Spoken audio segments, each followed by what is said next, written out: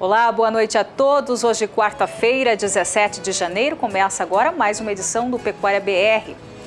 Época das águas, época também de mudanças na suplementação do seu rebanho. Saiba o que fazer neste período para potencializar os resultados aí na sua fazenda. O ministro Blairo Maggi se reúne esta semana com líderes do setor na Bélgica. Em pauta, o embargo da carne brasileira à Rússia. E hoje à noite, a partir das 8h30 horário de Brasília, tem leilão virtual gado de corte da Leilosat, que coloca à disposição do mercado animais para cria, recria e engorda. E a transmissão é a partir das 8h30 aqui pelo Canal do Boi. Tudo isso e muito mais agora no Pecuária BR, que está começando.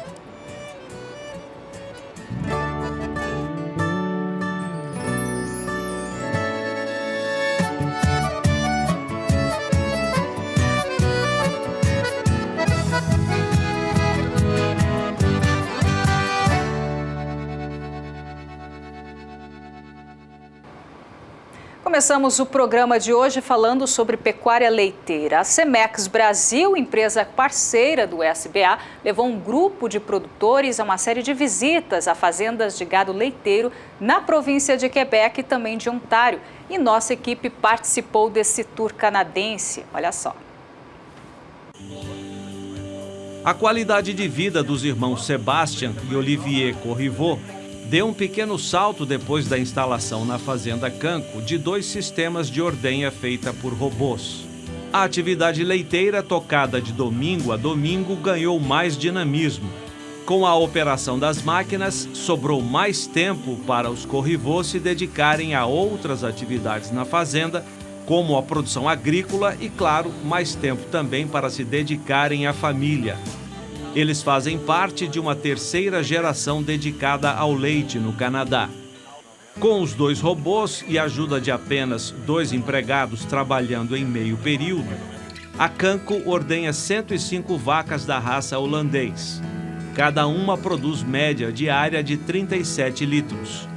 É uma fazenda de instalações pequenas, mas muito bem manejada, tudo muito organizado, cada coisa em seu devido lugar. O que chamou a atenção dos brasileiros do Tour Cemex no Canadá. A Canco adotou o manejo no sistema de freestyle com liberdade para as vacas que descansam no conforto sobre camas de areia. O uso desse piso é questionado nos sistemas de produção robotizada. A alegação é a de que os grãos de areia danificam os equipamentos. Mesmo assim, os irmãos Corriveau não mudam de ideia, porque o foco, segundo eles, é priorizar o bem-estar dos animais mais do que preservar as unidades de ordenha. Além do ganho de tempo, o robô dá à fazenda mais conhecimento sobre a produção, como revela Sebastian. Passamos a ter mais flexibilidade e mais informações sobre o manejo com as vacas e novilhas.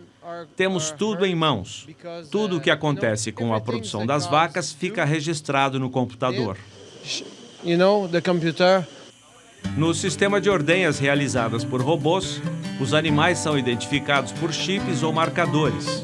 As vacas espontaneamente se dirigem ao local da ordenha. Após verificar se o úbere está cheio e fazer a higienização, o robô acopla as teteiras para a retirada do leite. Nesses processos cibernéticos também é possível detectar problemas com a saúde das vacas. Se isso acontecer, o leite será descartado. O final do processo é marcado pela higienização de máquinas e de animais. Sebastian revela que pagou $200 mil canadenses, cerca de R$560 mil, por conjunto de robôs.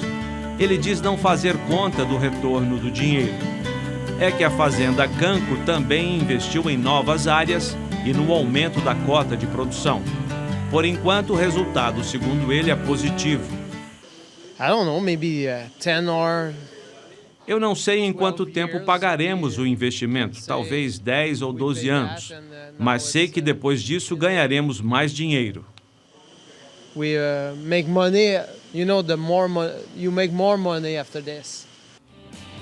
De cada 10 touros usados na inseminação artificial, 9 são genômicos, que são os touros avaliados por mapeamento genético ainda jovens. Para aumentar a resistência e imunidade do rebanho, A fazenda tem optado pelo uso de touros do programa Immunity Plus e de outros programas, como explica o veterinário Flávio Junqueira. Na questão da Cemex específica, estão usando touros Immunity Plus, Robot Ready, porque Robot Ready é a marca que touros que fazem filhas direcionadas mais a sistemas robotizados e focam também em touros com mais de 1.000 quilos de leite e 12 para conformação. Um dos brasileiros do Tour Cemex por Fazendas do Canadá é gerente de produção em sistema robotizado. A fazenda no interior de São Paulo instalou os equipamentos há pouco tempo. Ele contou que as vacas ainda estão em processo de adaptação, o que traz dificuldades no manejo, mas disse ter ficado mais tranquilo após conversar com Sebastian. Conversei com ele sobre os desafios que ele passou, as dificuldades, a parte de adaptação do rebanho. E na realidade é o que eu estou passando lá no Brasil, porque a gente está fazendo 4 meses que a gente instalou o robô e a gente está passando pelo mesmo processo, desafio de adaptação, alguns descartes de animais, que animais mais velhos alguns não estão adaptando. Como ele até brincou, você 3 meses faz que você não dorme, né? Falei, sim, 3 meses sem dormir em volta do robô. E o que é legal, sim, estão fazendo 4 meses e ele disse que depois de 6 meses os animais trabalham sozinhos dentro do sistema. Fazenda Canco, localizada no município de Saint-Vallier, província de Quebec, em área de 242 hectares. São 105 vacas em lactação, manejadas em sistema de freestall em cama de areia. A lactação média em 305 dias é de 11.800 litros por animal. A média diária por vaca é de 37 litros, com índices de sólidos de 4,28% de gordura e 3,45% de proteína. A fazenda usa sêmen de touro Cemex dos programas Immunity Plus e Robot Ready.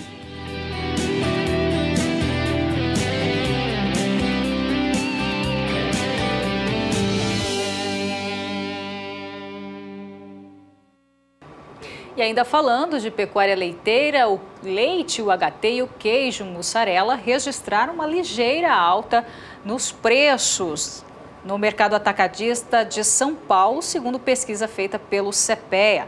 Entre os dias 8 e 12 de janeiro, a cotação do HT subiu 0,79% em relação à semana anterior, com média de R$ 1,85 o litro. O CPEA aponta que as indústrias têm buscado estratégias para elevar os preços com o objetivo de aquecer o mercado. Na mesma comparação, o queijo mussarela apresentou valorização de apenas 0,33%, com preço médio de R$ 14,36 o quilo. De acordo com o CPEA, a expectativa para a próxima semana é de estabilidade devido à oferta elevada do produto. Agora vamos de previsão do tempo para o centro-sul do país. Quem traz mais informações é Juliana Rezende.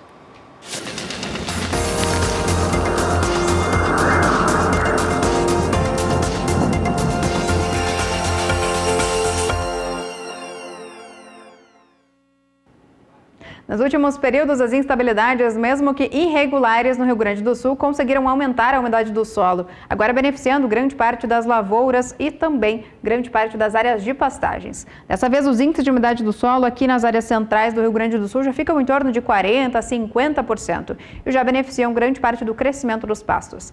Nos próximos 5 dias, teremos chuva em grande parte do centro-sul. Aqui no Rio Grande do Sul também tem previsão de chuva, só que os acumulados aqui não devem ser tão elevados. As pancadas mais fortes de chuva devem ocorrer principalmente aqui entre São Paulo, Paraná e Mato Grosso do Sul, onde o volume de água fica em torno de 30 até 50 milímetros. As chuvas perdem intensidade no centro do Brasil. Aqui entre Mato Grosso, Goiás, Minas Gerais até o interior da Bahia, temos previsão de tempo firme com pancadas muito fracas e isoladas.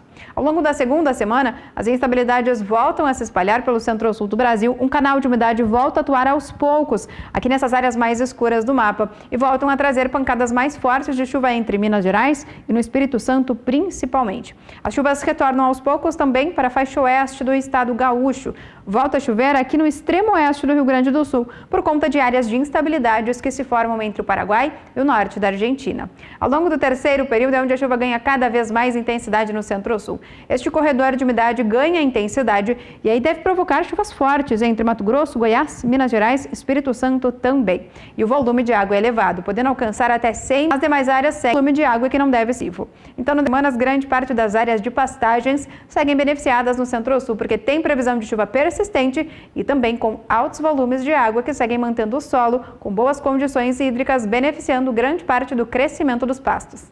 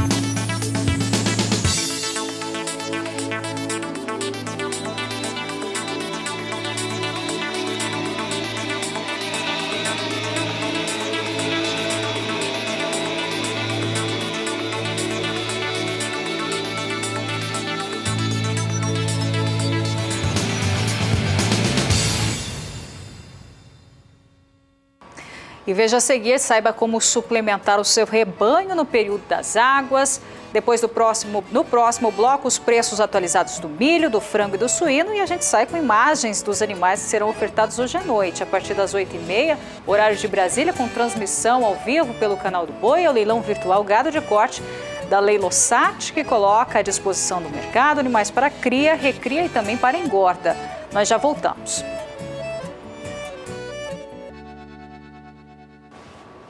Pecuária BR de volta agora ao quadro Touros do Dia, uma oportunidade para você, produtor, adquirir sêmen de reprodutores das baterias de gado de corte e também de leite da Cemex Brasil. Adriano Edival, é com você.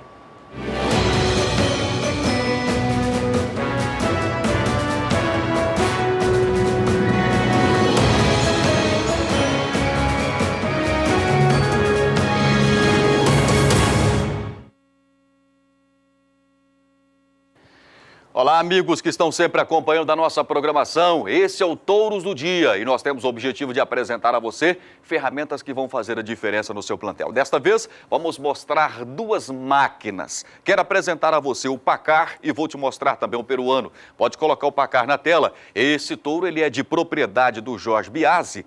Olha a qualidade do touro que eu vou te mostrando. Esse touro ele é 17,13 da laçada no Garoto de Naviraí. É isso mesmo, um touro muito bem avaliado, a 17,80 a dose. Olha a musculatura que esse touro apresenta, olha o comprimento de carcaça que esse touro mostra. Através do telefone 479 91 95 32 97, você vai adquirir pacote com 100 doses, vai fazer um investimento, né?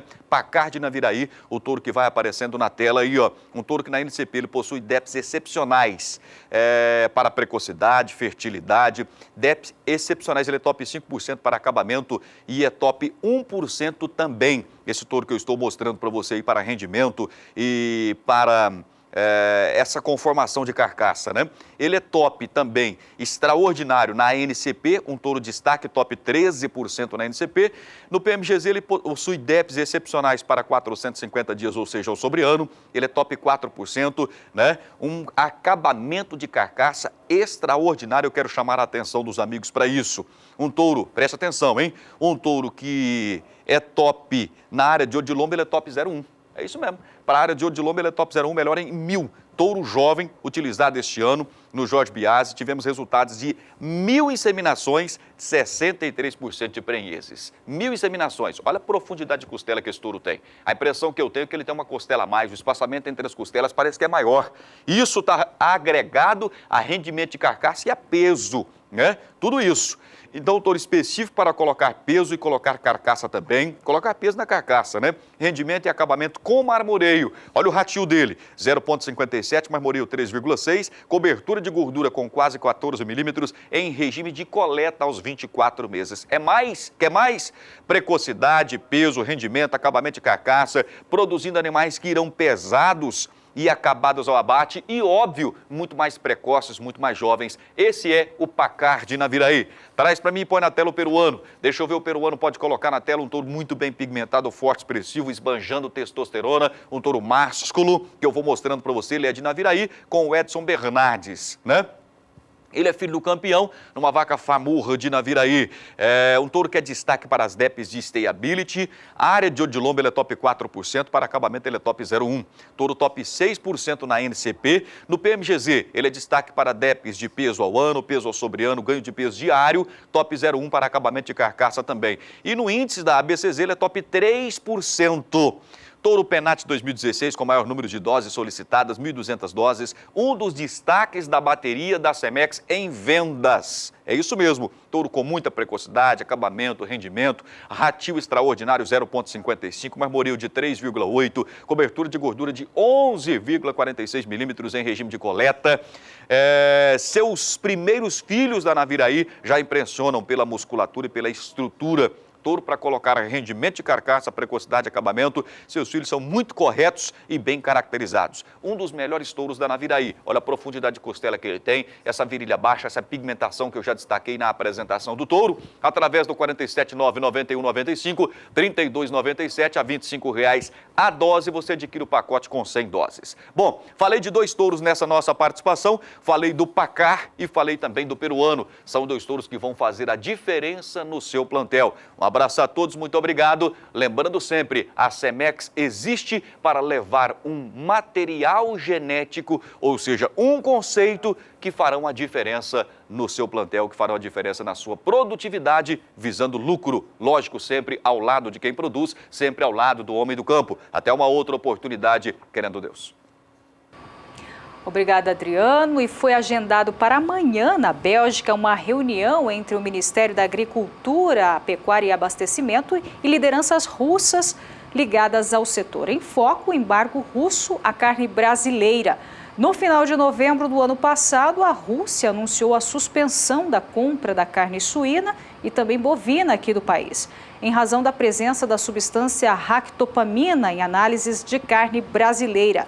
O embargo foi por tempo indeterminado. Com a retomada do mercado russo e o certificado sanitário da Coreia do Sul, previsto para o primeiro trimestre deste ano, o Brasil projeta aí 5% de aumento nas exportações em 2018. E o ministro da Agricultura, Blairo Maggi, já está na Alemanha, chegou hoje, quarta-feira, para participar da 10ª Conferência de Ministros de Países Integrantes do Fórum Global para a Alimentação e Agricultura, realizado todo o mês de janeiro em Berlim. Neste ano, o fórum discute aí como moldar o futuro da produção animal de forma sustentável, responsável e produtiva. Nesta semana, o ministro falou sobre os principais compromissos da viagem internacional. Entre eles, um encontro com a comitiva da Rússia, onde vai discutir a liberação das exportações de carne.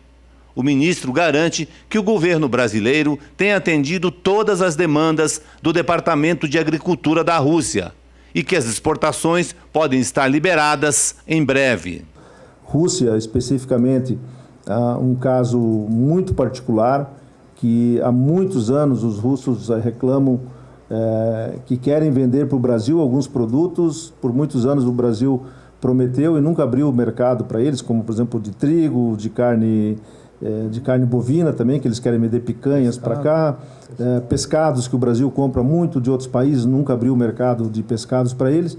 Então tudo isso nós estamos entregando para os russos, vamos chamar assim, praticamente a pauta encerrada, e o secretário Rangel, que vai estar comigo nessa viagem agora à Alemanha, tem uma audiência, uma reunião marcada com um contraparte dele, é Dankler, né? Dankler, para ver se a gente acerta esses documentos finais, as partes que estão faltando, e que a gente possa reabrir o mercado russo, que é um mercado importante.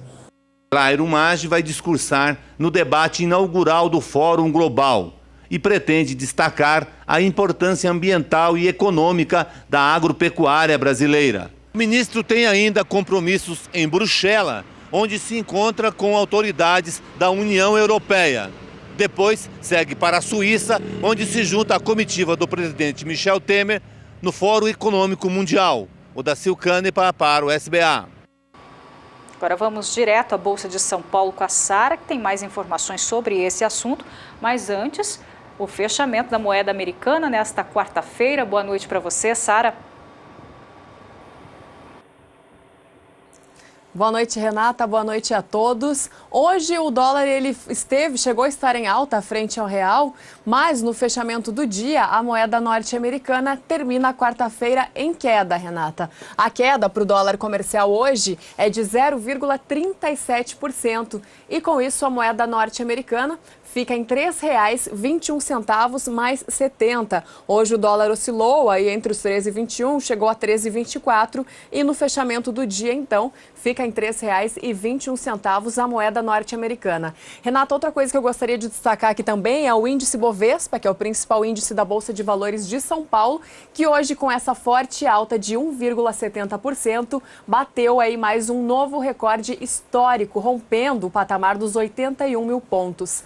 O índice Bovespa fecha a quarta-feira aos 81.189 pontos, uma pontuação nunca antes vista no principal índice aqui da Bolsa de Valores de São Paulo. Das informações de mercado, então, no mercado financeiro, vamos para outras informações, que eu gostaria de dizer que eu conversei com o presidente da Associação Brasileira de Proteína Animal, Francisco Turra, o ex-ministro da Agricultura, e entre outros assuntos, ele falou da retomada, da possibilidade de retomar as exportações da carne bovina para a Rússia. Ele também comentou sobre a receita gerada no mercado de frango e de suínos em 2017 e sobre as projeções para 2018. Vamos acompanhar a entrevista. Francisco Turra, presidente executivo da Associação Brasileira de Proteína Animal e também ex-ministro da Agricultura. Seja muito bem-vindo ao SBA. Muito obrigado. Estou aqui com muito prazer para conversarmos um pouco e trocar uma ideia sobre o que acontece com o nosso setor, tanto ontem, o que aconteceu, como o que pode acontecer nesse ano. Tá certo. Vamos começar por ontem, então, porque tem muitos assuntos aqui, mas um deles que eu gostaria de comentar com o senhor é a questão de como que se comportou o mercado de frango e de suínos em 2017. Os dois tiveram um aumento na receita, mas diminuição aí no volume exportado, é isso? Como é que a gente avalia esse cenário? Bem, um ano de crise, carne fraca, repentinamente alguns mercados retraíram, exigiram mais, isso é normal. E, em consequência disso tudo, principalmente no final do ano, com o fechamento de algumas empresas temporário para a União Europeia, nós tivemos aí um volume inferior ao que nós prevíamos. Em volume caímos mesmo. Não foi significativo, mas foi uma queda que não acontecia há 10 anos. E, graças a Deus, superamos porque a receita foi positiva e bem. E para suínos, idêntico. A China, nesse ano, não teve um comportamento tão agressivo como no ano anterior, por problemas locais, internos, e tivemos alguns mercados que foram um pouco reticentes. A Arábia Saudita estava hiper estocada, comprou menos, mas a gente considera normal. Agora, o fato positivo é ter uma receita maior num momento assim. Porque, a rigor, muitos esperavam que, fruto da operação, o Brasil fosse minimizar, vender preços depreciativos, e não, ao contrário. o Brasil valorizou como nunca os preços dos seus produtos em dólar. Nesse sentido, então, a gente só comemorou no final do ano. Dá para se dizer que depois de um ano tão difícil, o Brasil saiu bem no lucro, né? Você saiu muito bem. Saiu muito bem. Presidente Turra, e aí falando da Rússia em específico, por enquanto a Rússia não está importando carne do Brasil, né? Tem alguma previsão de que esse quadro ele seja revertido? Bom, a Rússia, você sabe bem, ela importa carne de aves em quantitativo pequeno, ela tem uma produção boa, mas 40% do que nós exportamos de carne suína é para eles. E eles, 95% do que importam é do Brasil. Então, é uma relação íntima e importante. A Rússia, lá pelas tantas, no final de dezembro, antes até, ela reclamou que o Brasil não se pronunciava sobre 3 pedidos. Um deles, a habilitação de uma planta de frigorífica de bovinos, que é natural, não há problema, importação de pescados e também de trigo. Nós somos importadores. E o Brasil não pode se fechar, mas havia uma demora muito grande que desagradou os russos. Eles aproveitaram o momento em que normalmente encerram as exportações por causa do clima frio, gélido da Rússia, cessam as exportações em dezembro, janeiro e meados de fevereiro que retomam. E suspenderam, como um alerta. O Ministério foi dialogando e chegou o momento de encontrar uma saída, liberando trigo, liberando pesca e também carne de bovinos, especialmente picanha de um frigorífico do Miratório. Tudo está pronto, mas até agora oficialmente não veio a liberação. Então isso causa um tremor a nós também. Tanto é que nesta semana nós temos uma contagem regressiva para o final desse embargo. Podem vir boas notícias aí. Nós temos muita confiança, porque o Ministério tem mais do que nós. O ministro Blairo anuncia que está aberto, mas na verdade oficialmente não está. Então vai haver um encontro do secretário de Defesa, Brasil e Rússia, e também o ministro Blairo estará na Alemanha, onde acontece esse encontro na Green Week, que vai acontecer na Alemanha. Então, essa é para nós uma hora decisiva e alimentamos muita esperança, porque nesse ano que vem a Rússia não só compra para ela, mas para os turistas, que aos milhões irão para lá por causa da Copa do Mundo. E aí deve haver alguma mudança na fiscalização? Deve haver mais rigor, talvez, na fiscalização desses produtos embarcados? Não havia problema. Alegaram, por exemplo, que havia no produto raptopamina. Mas não é verdade. O Brasil fez contraprova. O Brasil é cuidadoso para não ferir suscetibilidade de mercado nenhum. E era uma alegação assim para poder ter um argumento para dizer eu suspendi. E é importante também que as pessoas entendam o que é essa substância, né? Eu gostaria que o senhor explicasse para a gente. Bem, esse é um hormônio de crescimento, uma substância que ajuda o crescimento e não é proibido. Tanto é que a União Europeia, vários países dos Estados Unidos utilizam, são poucos os que têm restrições. Eu não recordo, mas entre eles a Rússia, né? Eles não querem. E o Brasil consegue segregar. Produção para a Rússia é 100. Mas aqui não é proibido, porque não é proibido pelo Código Alimentar, nem pela Organização Mundial da Saúde, mas eles não aceitam. E a gente tem que seguir, assim como outros países têm restrições ao uso disso, daquilo, e o Brasil cumpre para a Rússia com muito mais razão. E o país costuma ser muito rígido, né, com essas fiscalizações e essas isso, legislações. sem dúvida, sim. E nunca deu problema. Mesmo agora, quando anunciaram, os exportadores brasileiros, eles se ofereceram, nós vamos fazer contraprova, mais um exame.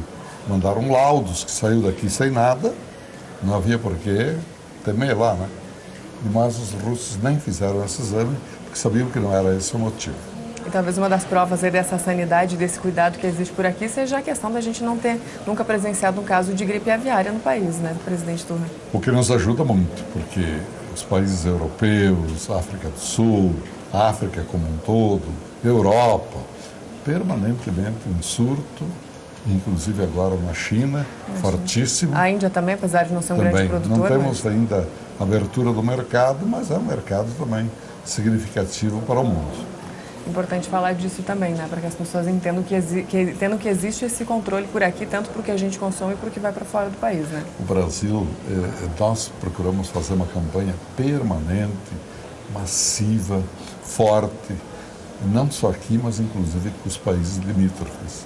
Esses do Mercosul, permanentemente nós temos reuniões com eles para discutir métodos, para discutir formas, conceitos e ajuda mútua, principalmente técnicos brasileiros vão para lá para ajudar. Eu acho que isso tem sido muito produtivo. Presidente Turra, e com esses tantos cortes aí por parte do governo, o setor corre algum risco de ter algum repasse, não ter algum repasse que hoje tem, especialmente aí falando nesse controle?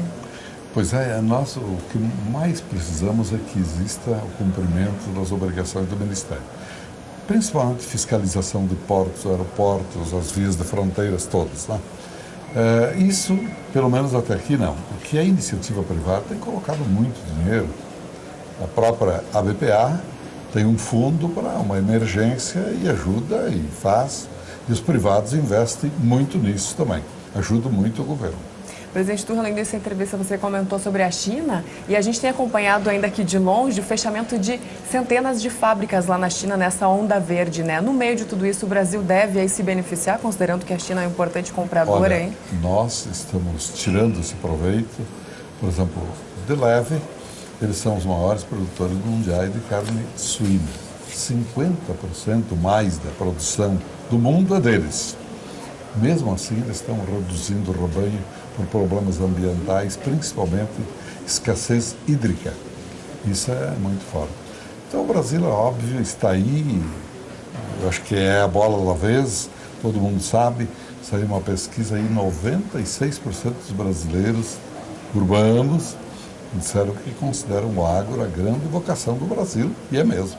E essa semana nós tivemos aí o resultado da balança comercial do agronegócio de 2017, né, por parte do ministro da Agricultura, que mostra que o agro é responsável por 44% das exportações que saem aqui do Brasil, né? O que mais a gente pode avaliar desse balanço divulgado?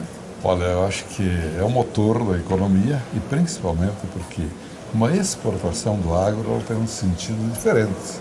Nós importamos quase nada. O que nós exportamos é líquido. Nós temos aí um saldo da balança, eu não vi os números finais, mas sempre de 80%. Porque importamos 20%, exportamos 80%, o mais, o 100%. Então o Brasil, o do agro é o Brasil, que é o motor da economia. Presidente Turra, começamos a entrevista olhando para trás, agora olhando para frente. O que a gente espera aí do setor de proteína animal agora em 2018, que está recém começando? Veja, eu acompanho muito de perto o nosso setor há 10 anos, mas o agro como um todo há muito mais. E nunca deu para a gente dizer assim, olha, eu prevejo que ano que vem vai ser uma catástrofe. Óbvio que a gente trabalha com umas variáveis, por exemplo, o tempo. O tempo é um fator determinante para você ter uma safra boa ou ruim. Se a safra for ruim, é muito pesado para setores e etc. Né? Por exemplo, faltou milho, faltou soja. O Brasil é autossuficiente, é exportador e até aqui que nós estamos falando, as coisas vão indo muito melhor do que encomenda. Tá certo, então 2018 a gente espera que seja aí bem positivo, né? Para o nosso setor, a previsão é de crescer, de ajustar umas questões e enfrentar alguns mercados, agredir mais alguns que têm potencial e entrar em alguns novos também. E com o aumento na demanda tanto interna quanto externa, a gente acredita que o Brasil está preparado aí para atender um possível aumento no consumo da carne de frango e suína especificamente. A gente tem uma capacidade ociosa boa, dá para crescer muito bem, sem dúvida alguma. Perfeito. Presidente Turra, mais uma vez obrigada pela sua participação aqui no SBA e volte sempre. Prazer reencontrá-la aqui nesse programa, é muito bom. Da mesma forma, esse foi então o presidente executivo da Associação Brasileira de Proteína Animal, Francisco Turra, e nós voltamos ao programa.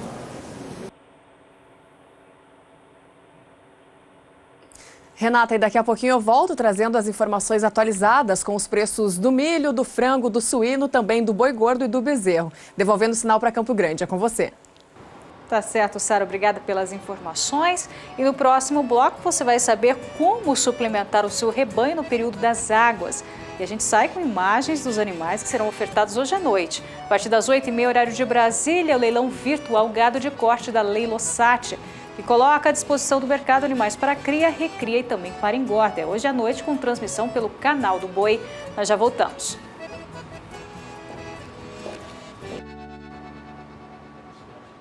O Ministério da Agricultura, Pecuária e Abastecimento abriu consulta pública sobre o regulamento técnico para a alimentação animal. O objetivo é estabelecer critérios para a utilização de resíduos sólidos provenientes da indústria alimentícia destinados à alimentação animal. O prazo da consulta é de 60 dias a contar da data de publicação no Diário Oficial no último dia 10. A demanda pela regulamentação deste tema se deu em função da grande quantidade de resíduos gerados no processamento de alimentos que são passíveis de uso na alimentação animal. O estabelecimento de critérios higiênicos sanitários para a utilização segura dos produtos deve permitir o uso de fontes alternativas com alto valor nutricional e custo reduzido, além de serem ambientalmente sustentáveis. Bom, e ainda falando em nutrição animal, a suplementação oferecida ao rebanho no período das secas muda agora no período das águas. E sobre esse assunto, eu converso agora com o pesquisador da Embrapa Gado de Corte e também especialista em nutrição animal, Sérgio Raposo. Boa noite, Sérgio. Boa noite. Primeiramente, obrigada pela presença aqui no Pecuária BR. Eu que agradeço a oportunidade. Bom, muitos perguntam, suplementar também no período das águas, por quê? Bem, as pastagens no Brasil, independente da estação, elas sempre são deficientes para a produção de carne, né? Produção bovina de carne. E nas águas, o que faz mais diferença são os minerais. Então, a suplementação que a gente tem que ter em mente sempre nas águas, os minerais, e é quando faz mais diferença a gente suplementar. E a lógica disso está em que quanto mais o animal está produtivo, mais ele tá exigindo os minerais para depositar aquele tecido e ganhar peso. E, inclusive, uma coisa que a gente acha curiosa é que, normalmente, a venda da linha branca aumenta na seca.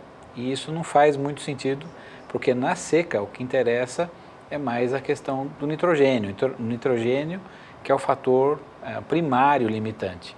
Então, você tem que trabalhar com sal com ureia ou com os proteinados da seca. Né? Certo. Mas, então, essa é uma coisa que vale a pena sempre a gente estressar, que agora, realmente, a suplementação mineral tem que estar nos trinques. Né?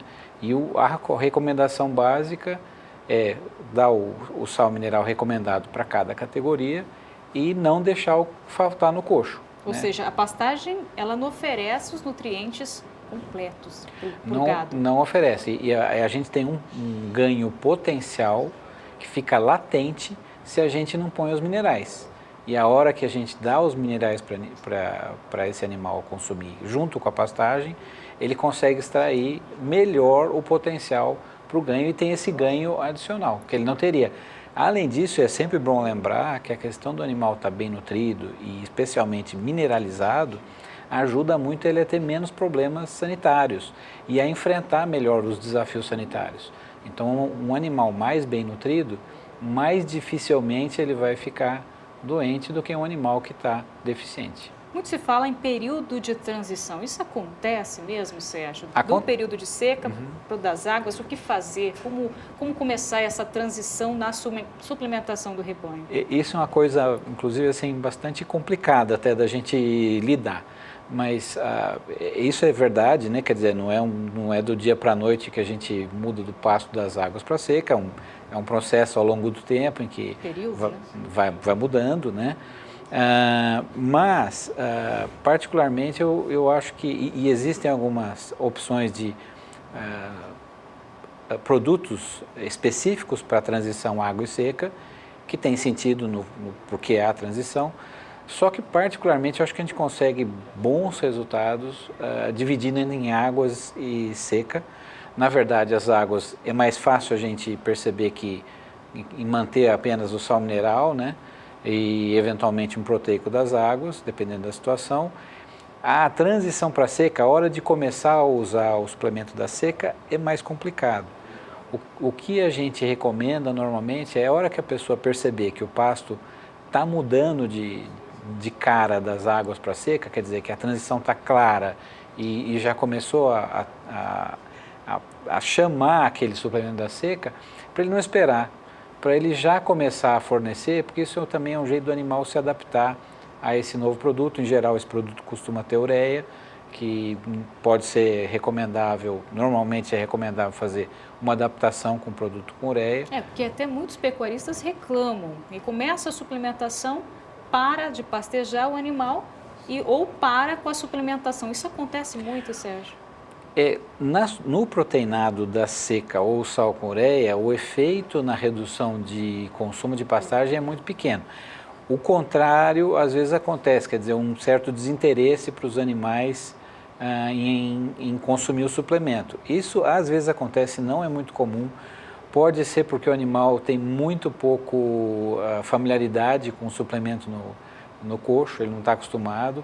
Para isso, inclusive, uma alternativa é você ter um animal que chega mais no coxo, ele acaba fazendo uma coisa que a gente chama facilitação social. Pelo fato dele ir ao coxo, os outros animais imitam e você consegue recuperar aquele consumo, porque realmente, de fato, você tem que fazer. Tem um manejo diferenciado, Sérgio? O manejo na suplementação do proteinado, do sal mineral é aquela história, é simples, você tem que sempre deixar disponível. O proteico, ele é um pouquinho mais complicado, porque ele não tem a limitação do sódio que a gente tem, da mesma maneira que a gente tem no sal mineral, que é muito forte. Os produtos que a gente incrementa, eles afetam o consumo e eles deixam essa limitação do sódio menos definida. Então, o que a gente precisa fazer é ter uma preocupação adicional com controlar o consumo, né? Então, se os animais estão consumindo menos, a gente tem que tentar fazer alternativas deles consumirem mais. Às vezes é simplesmente oferecendo mais, dando mais área de coxo, mais metros lineares de coxo, você consegue. Eventualmente você tem que mudar a fórmula ou comprar um outro produto que ele vai ter menos sódio e os animais vão consumir mais. E você tem que tentar ficar no consumo entre 1 e 2 gramas por quilo de peso vivo. Varia de fabricante para fabricante. É difícil acertar na mosca, mas ficar nessa faixa. E se o consumo estiver muito elevado, existe uma alternativa que não é das melhores, mas a gente tem vários trabalhos que mostram que ela pode ser usada, que é fazer uma limitação de máximo no seguinte sentido. Eu ponho a quantidade do proteinado para aquele lote para 3 dias. Eu vejo que no 3º dia não tem mais, não tem problema, eles chegaram na cota e eles não vão comer mais. Você consegue ficar nessa faixa desejada de consumo e o resultado costuma ser bom. Mais do que um dia sem o proteinado não vale a pena, especialmente se ele tiver um aditivo, porque o aditivo é bom que tenha um consumo mais uniforme. Bom, o assunto é interessante, mas a gente tem pouco tempo. Para a gente finalizar, Sérgio, qual a recomendação que você daria para o produtor rural agora no período das águas em relação à suplementação do gado? Bem, a primeira e mais importante é essa, é a oportunidade que a gente tem de produzir a arroba mais barata com sal mineral. Então, aproveitar ao máximo isso, dando uma boa suplementação mineral. Para aquelas situações em que um ganho até 200 gramas a mais seja interessante, por exemplo, para chegar com o animal no fim da seca, com peso em que ele possa ser confinado, isso é apenas um exemplo, ele pode dar uma suplementação com o tal do proteico das águas, ou suplemento das águas, que existem várias oportunidades aí no mercado que ele pode usar. Mas ter consciência que o ganho desse produto nas águas ele é incerto, ele pode ganhar esses 200 gramas a mais ou nenhum grama a mais, né? Então, às vezes, ele serve como um seguro. E a outra coisa interessante é o seguinte, quanto melhor tiver a sua pastagem, menos você espere de diferenciais dessa suplementação com o suplemento nas águas.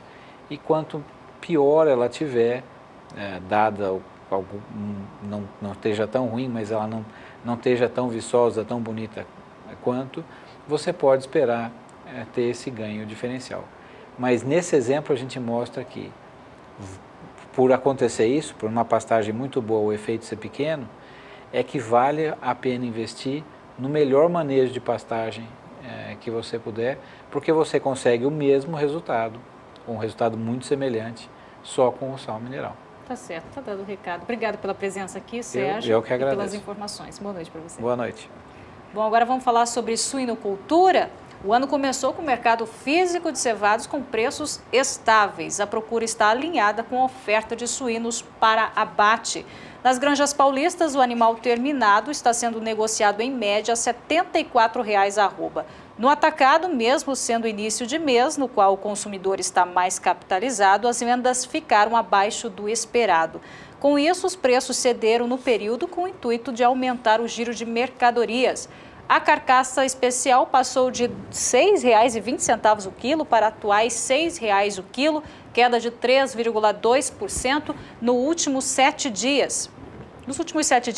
Segundo a Scott Consultoria, o mês de janeiro gera impacto negativo nas vendas de carne todos os anos devido ao aumento de despesas da população com impostos e outras compras que ocorrem neste período.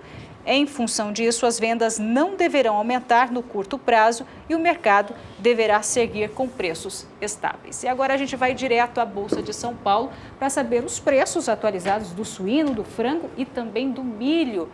Sara, quais os valores desta quarta-feira? Renata, o milho termina o dia em alta hoje, tanto no mercado físico quanto no mercado futuro. De acordo com o Safras e Mercado, o dia foi de poucas negociações e a tendência é que nas próximas semanas a logística esteja voltada aí para o escoamento do milho safrinha. E hoje, então, o milho sobe no mercado físico, no indicador CPE e também no mercado futuro. No mercado físico, ontem a saca de 60 quilos aparecia por R$ 31,85, de acordo com o levantamento do CPEA, e hoje, em uma alta de mais de 1%, passa para R$ 32,19 o preço da saca de milho, o preço da saca de 60 quilos. Só que no acumulado do mês de janeiro, o produto segue com uma alta acima dos 4% no mercado físico brasileiro. No mercado futuro, como eu falei, o dia também foi de alta hoje para o milho BMF Bovespa, assim como o milho na Bolsa de Chicago. Lá na Bolsa de Chicago, o milho reage aí às adversidades do clima na Argentina, por isso tem um dia de alta, e o milho BMF Bovespa acompanha a movimentação de alta nesta quarta-feira. Os contratos com entrega em janeiro aparecem no ajuste anterior, só temos o ajuste anterior para os contratos de janeiro, com um valor de R$ 31,95 a saca.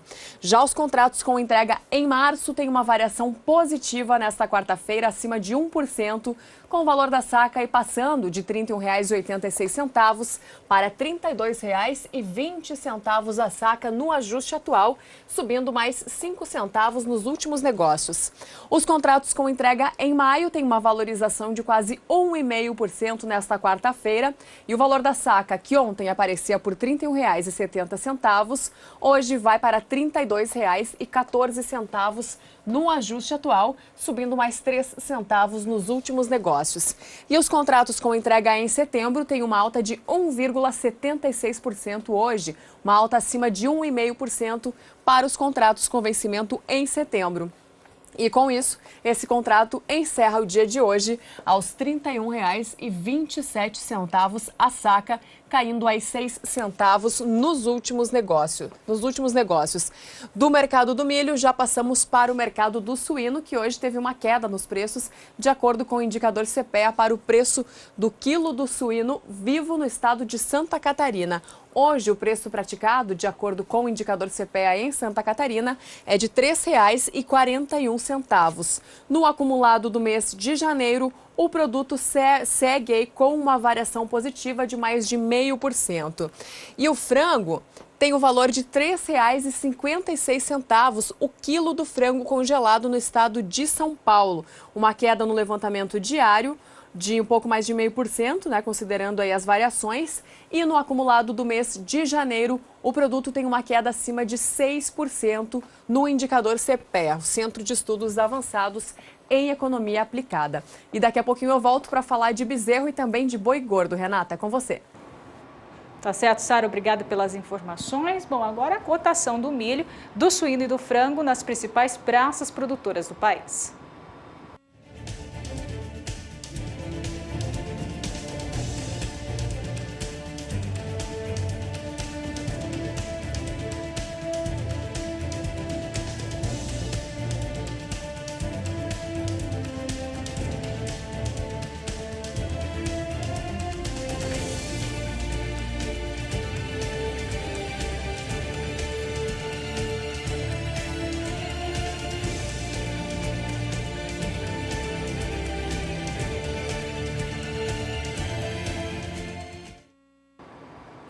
Vamos para um breve intervalo comercial com imagens dos animais da oferta de hoje à noite, a partir das 8h30, horário de Brasília, leilão virtual gado de corte da Leilosat, que você acompanha daqui a pouquinho, às 8h30, aqui pelo canal do Boi. Nós já voltamos. De volta agora com a previsão do tempo para o centro-norte do país, Juliana Rezende.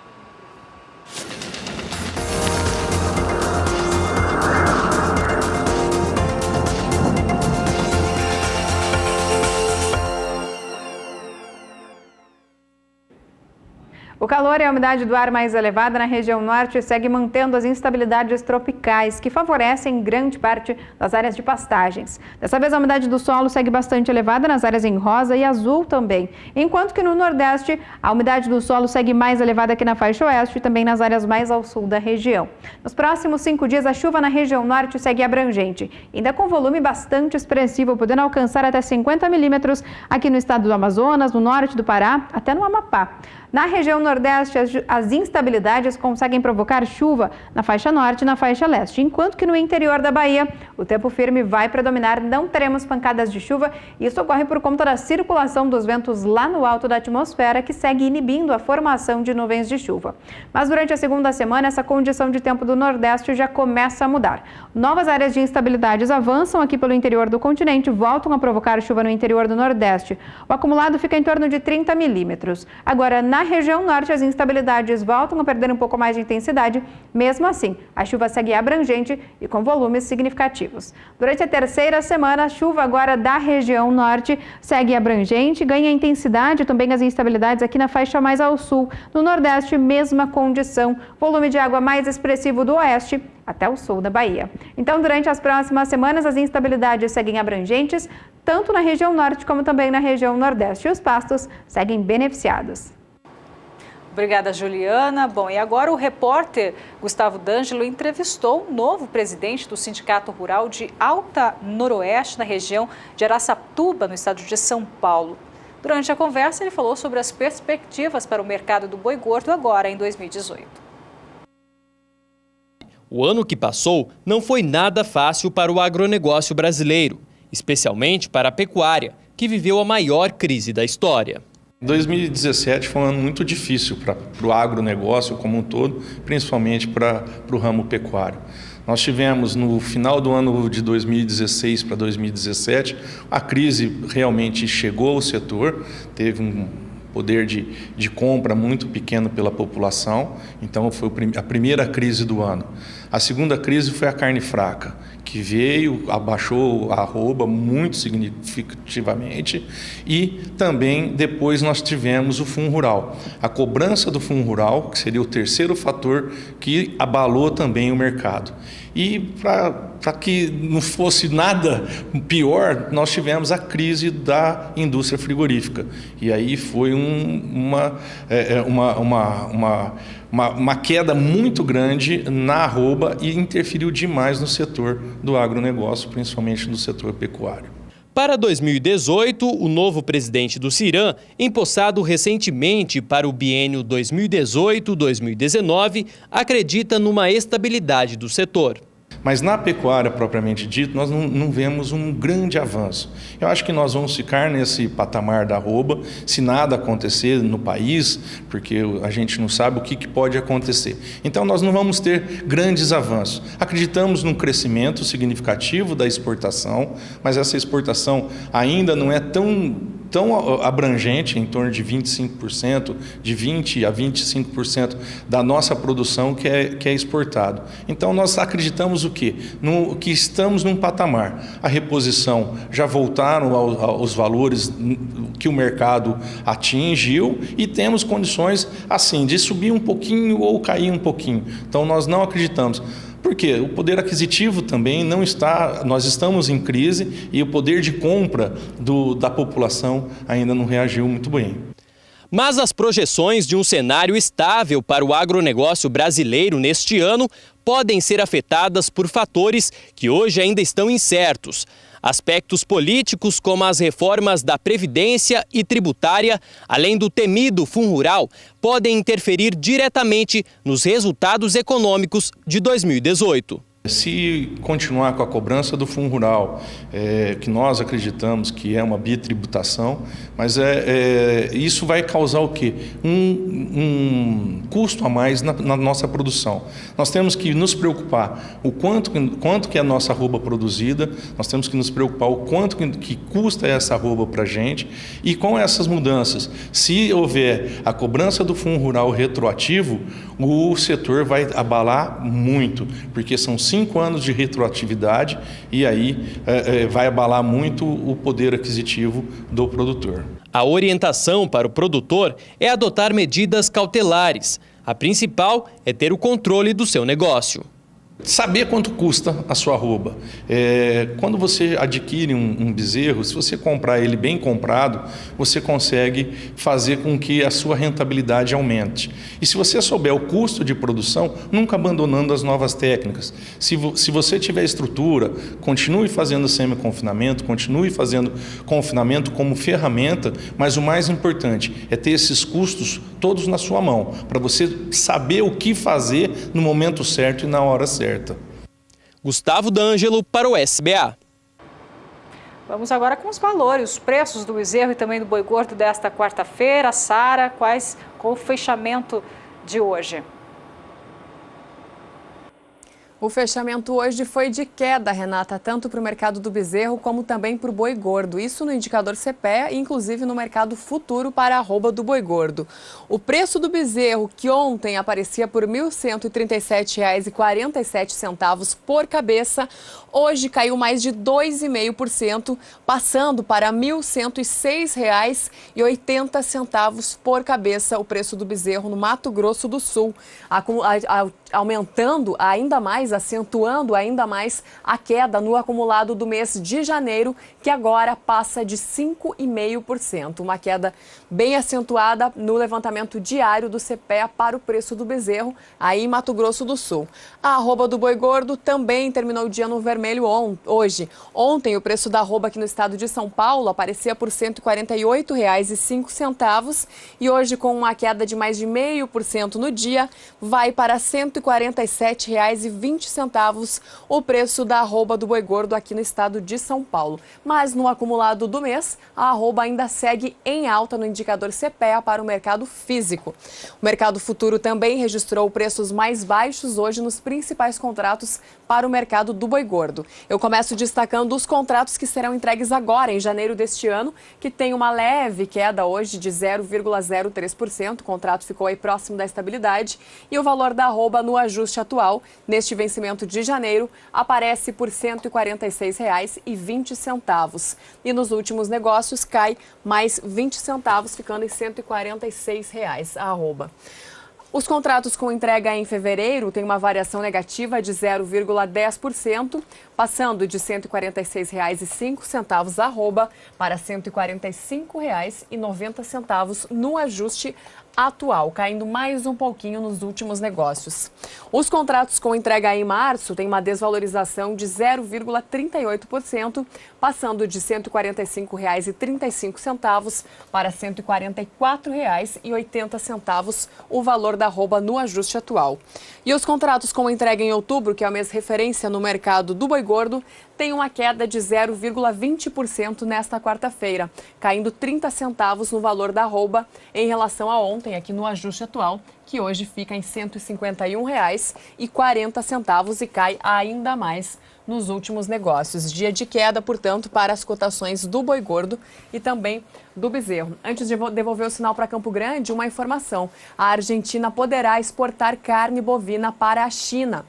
O pacto foi firmado hoje na Embaixada Argentina e até então o país exportava somente cortes de carne sem osso e de baixo valor unitário. Essa informação é da GCMA. Renata, é com você. Obrigada pela informação. Até amanhã, Sara. Bom, agora você fica com a análise da Scott Consultoria com Juliana Pirla sobre o mercado do boi gordo nesta quarta-feira.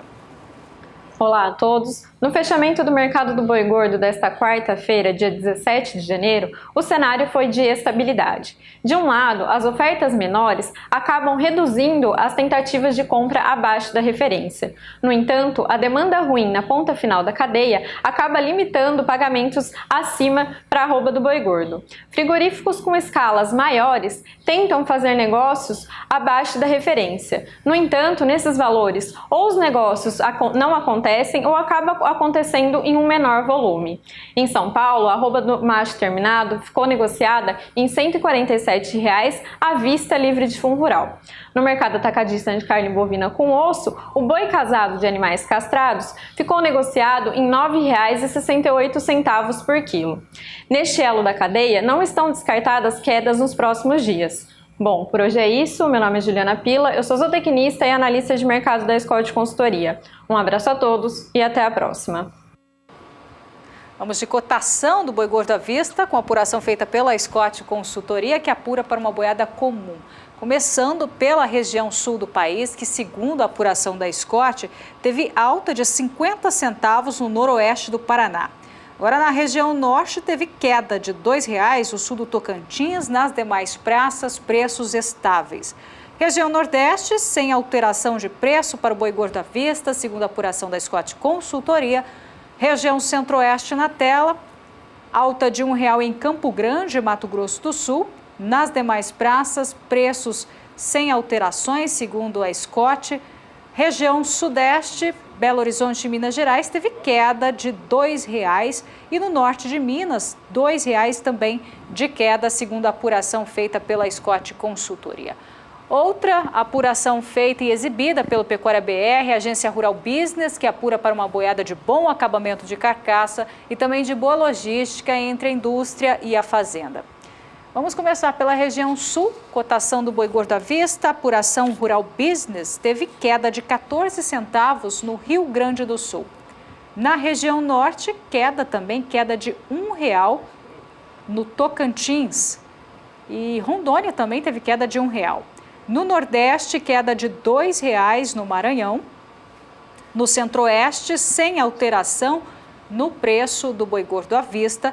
E no sudeste também, preços inalterados nesta quarta-feira, segundo a apuração feita pela Agência Rural Business. E agora você vai conhecer um aplicativo que apresenta de forma 3D todas as etapas do Sistema de Integração Lavoura-Pecuária. A reportagem é de Valdir Pacheco.